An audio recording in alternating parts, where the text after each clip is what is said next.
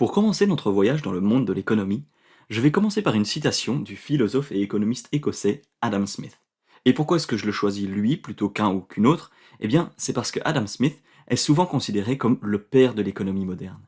Et la citation que j'ai choisie ici vient de son livre phare, Recherche sur la nature et les causes de la richesse des nations. Et ce que je vais te lire ici, c'est un des extraits célèbres de ce livre.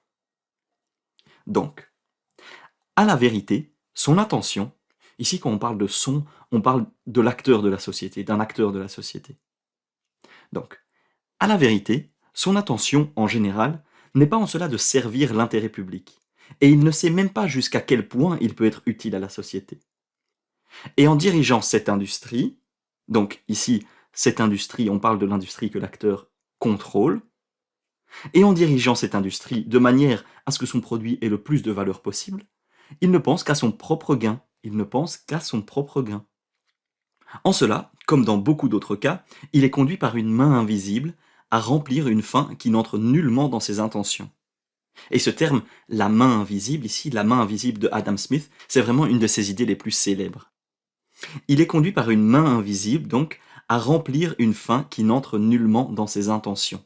Donc en fait, ici, ce qu'il dit, c'est que quand des acteurs individuels agissent dans leur propre intérêt, dans leur intérêt personnel, eh bien, d'une manière générale, ça va mener à des choses que ces acteurs, individuellement, n'avaient pas prévues.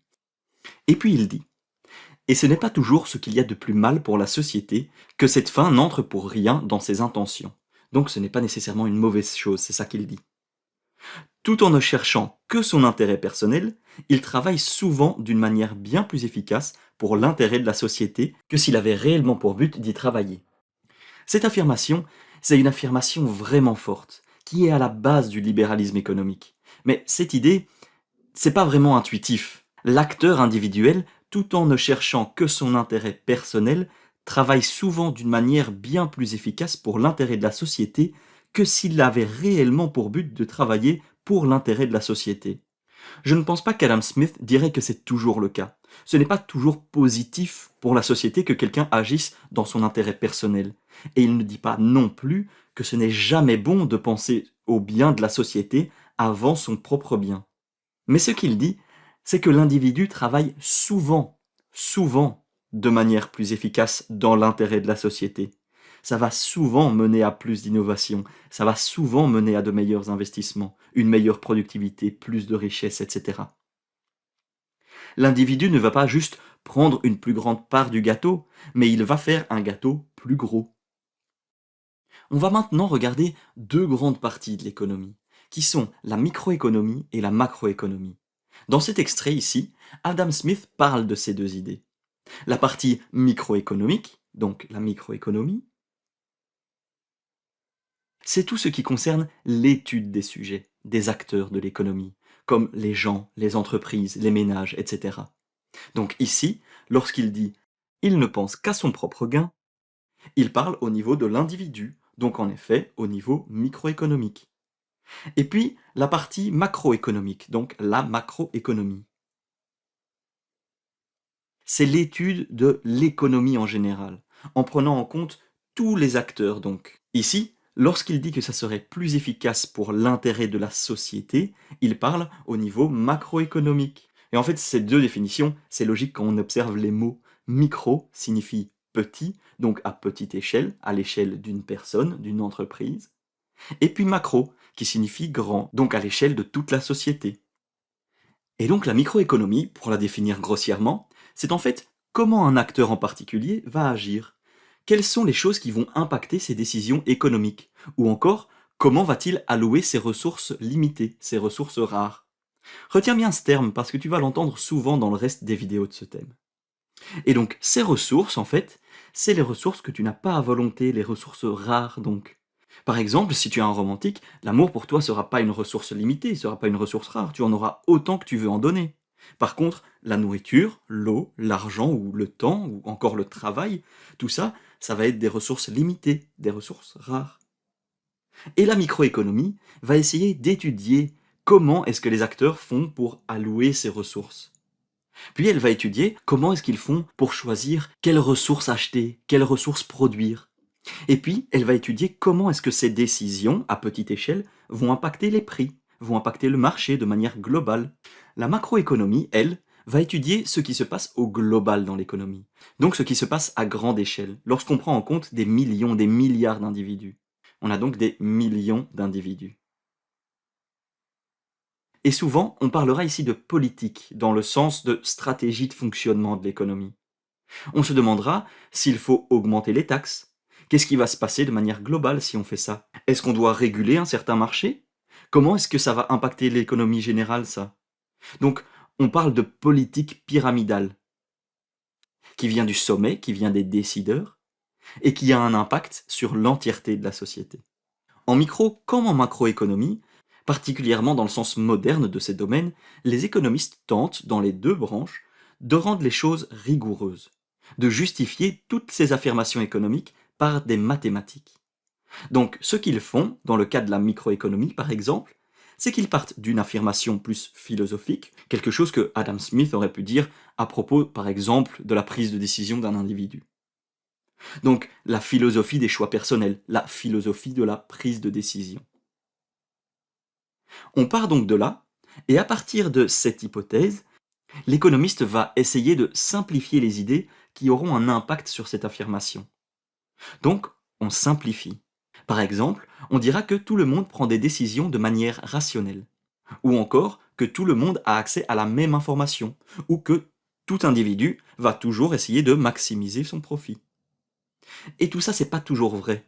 Les êtres humains sont imprévisibles parce qu'il y a plein de choses, plein d'autres choses qui vont rentrer en compte dans le processus de décision. Et là, tu me diras, ben, ça sert à quoi alors? Ça sert à rien de faire des hypothèses si elles sont pas vraies. Eh bien, en fait, si. Parce que ces hypothèses vont quand même être fondées. Et on fait ces hypothèses, ces simplifications, pour pouvoir approcher ces problématiques de manière mathématique. Parce qu'elles vont nous permettre de clarifier le problème, de simplifier un problème qui aurait été beaucoup trop indigeste si on l'avait pris en entier. Ça permet au final de justifier des affirmations en se basant sur des hypothèses. Grâce à ça, on va aussi pouvoir visualiser ces affirmations grâce à des graphiques, à des tableaux. Donc, c'est vraiment très utile d'avoir une vision plus mathématique, plus rigoureuse.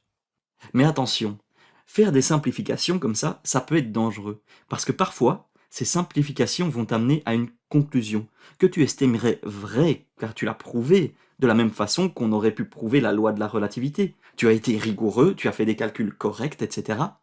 Mais tu t'es peut-être basé sur des hypothèses fausses, des hypothèses trop restrictives, ou simplement pas adaptées au contexte que tu essayes d'étudier. Donc c'est vraiment important de prendre des conclusions avec précaution et de se rappeler toujours sur quelles hypothèses est-ce qu'on s'est basé. La macroéconomie est sans doute encore plus sujette à ce problème. Parce que dans la macroéconomie, on prend toutes des choses très complexes comme le corps humain, le cerveau, les interactions sociales, et puis on prend des millions de ces choses-là, déjà très complexes, et on essaye de comprendre comment est-ce qu'elles fonctionnent ensemble. Donc ça devient vraiment ultra compliqué. C'est des millions d'interactions, vraiment des millions d'interactions, qu'il faut étudier ici. Et toutes ces interactions sont imprévisibles. Ensuite, on essaye de faire des hypothèses sur ces interactions, pour pouvoir les expliquer de manière plus rigoureuse, de manière mathématique. Et ça peut te mener à certaines conclusions, ou plutôt certaines prédictions. Et encore une fois, c'est très utile de faire ces hypothèses mathématiques, et d'arriver à des conclusions. Mais c'est toujours à prendre avec précaution de nouveau. Et c'est seulement lorsque tu es vraiment conscient de ce que sont les hypothèses sous-jacentes à un modèle ou à des conclusions que tu as sous les yeux que tu peux vraiment comprendre l'intuition derrière ce modèle, derrière ces conclusions. Ça, c'est vraiment la chose la plus importante à comprendre dans un cours d'économie. C'est important parce que comme ça, tu pourras toujours raisonner sur des prédictions faites par un modèle.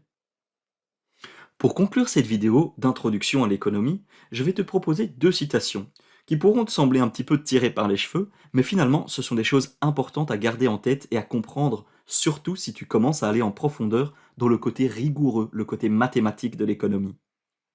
C'est une citation de Alfred Knopf, qui était éditeur au début des années 1900.